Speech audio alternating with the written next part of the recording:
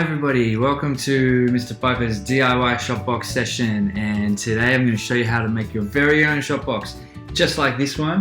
And it's really simple. You'll only need a few things that you'll probably find around the house, and so you can make a little list, or I'll pop it up on the side and I'll let you know what you're going to need. Firstly, you'll need some kind of a box. Originally the Shopbox was made from a cereal box many years ago. It actually was part of the back of the box, and it had some lines here to cut out and a hole that you could cut out. So I made the first one originally from a cereal box, so that's a good start. Doesn't need to be the same box, doesn't even need to be exactly the same size.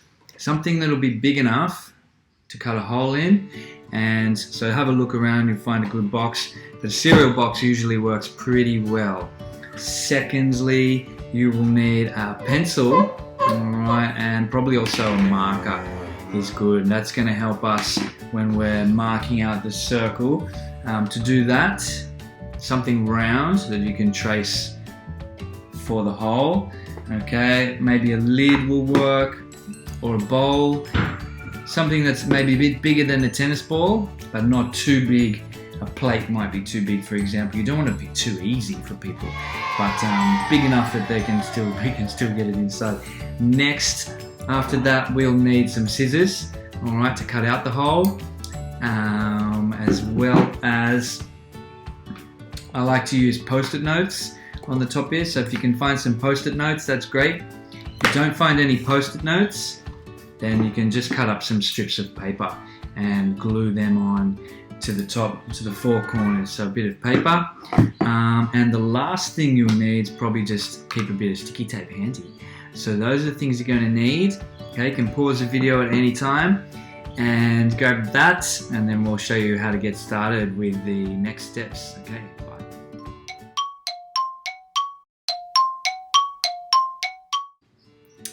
Okay, great. If you've got your things ready to go, then we're ready for step one, DIY Shopbox. So, got your box ready, something to trace around. I'm going to use a bowl today.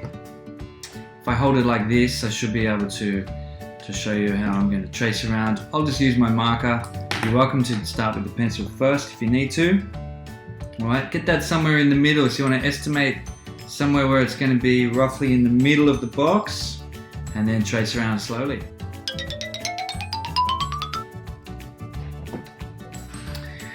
Alright, great. So it should look something a bit like this. Now we're ready to cut out the hole. Alright, so just be a bit careful because the scissors can be sharp. Might have to get someone to help you with the cutting, or I generally like to start with the pencil and maybe poke a hole in it somewhere and then get the scissors in that way. So whatever you think is the easiest, just watch out for your fingers. Alright, great. So now I can get my scissors in there and cut around the hole. Alright, I'm going to go ahead and do that. And voila! So, I've got my hole ready, organized there.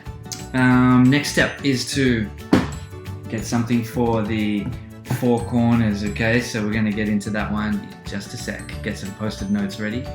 Okay, great. So we're ready to stick on something in the top corner of the box. So I usually use A, B, C, and D, but you're welcome to change it up a little bit. You might come up with something original, maybe some other symbols. I've done a couple of examples here, and you can make up the meaning for these later on as well if you want to, for the rules, and we'll get to that in a second.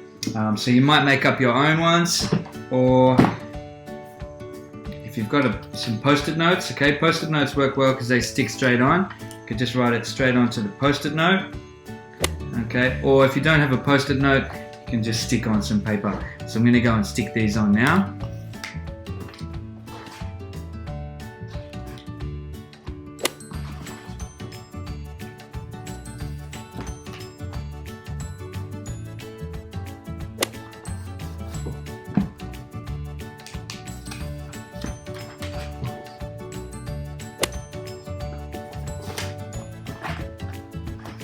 Okay, great. So I've got my A, B, C, and D. These are for the rules for the Shopbox. So when you throw, if you get it in, you win a prize.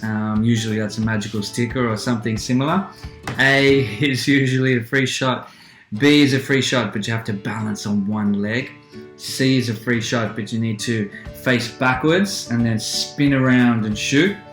And D is a free shot, but only if you show us your favorite dance moves. So you might come up with some new rules or modify those rules as well. Could be good. I'd love to hear some examples of new rules that work well for you guys.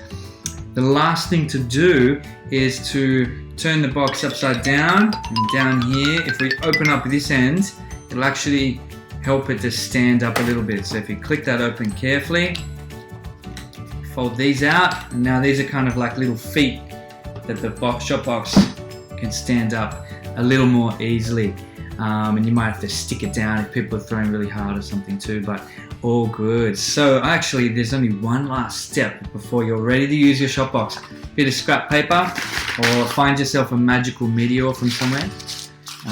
Something light, not too heavy is often good, but I've got mine ready to go, and looking forward to checking out how your shot box looks like and what you come up with for the stickers and the rules, and how you guys go at home with your shot box. So, alright, ready to try it out? Give it a test and let me know how it's going. Thanks guys, hope you had fun.